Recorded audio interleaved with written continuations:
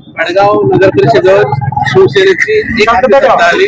नगराध्यक्ष शिवसेनेचा 1511 वाजता विजय झाला. या विजयाचं श्रेय आपण शिवसेनेचे भडगाव समन्वयक म्हणून कोणाला श्रेय द्याल? सर्वप्रथम मी सर्व मायबाप जनतेचे खरंच मनापासून आभार मानेल की जनताने कुठल्याही बोलतापांना किंवा कुठले जे काही आपले आमदार साहेबांना या ठिकाणी सर्वकडून असं घेरलेलं आपल्याला दिसायचं, पण जनताने 100% या ठिकाणी विकासाला या ठिकाणी साथ दिलेली आहे.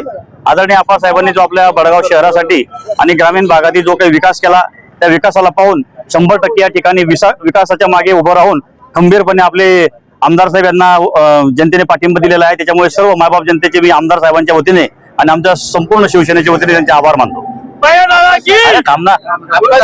आप्पासाहेबांना कुठेतरी घेरण्याचा प्रयत्न झाला होता. हो, 100% घेरण्याचा प्रयत्न झाला होता. म्हणजे स्थानिक पदाधिकाऱ्यांकडूनच नव्हे, विरोधकांकडून नव्हे, तर पूर्ण जिल्ह्यातनं आप्पासाहेबांना घेरण्याचा प्रयत्न झाला होता.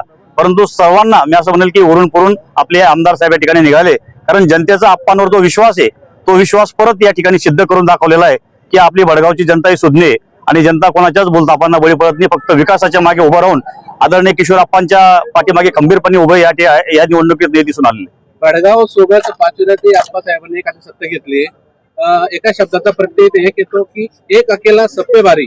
यावर आपण काय सांगा? 100% ज्या पद्धतीने भडगावमध्ये जनतेने कौल दिला असाच कौल पाचोऱ्यात सुद्धा मोठ्या फरकाने या ठिकाणी, म्हणजे मी तर म्हणतो भडगावपेक्षाही जास्त पाचोऱ्याला मोठ्या फरकाने म्हणजे आपलं लोकनियुक्तीचं सीट आणि जवळजवळ सर्वच नगरसेवक 1-2 ठिकाणी सोडलं.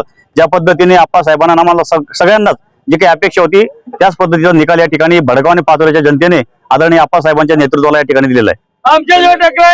धन्यवाद.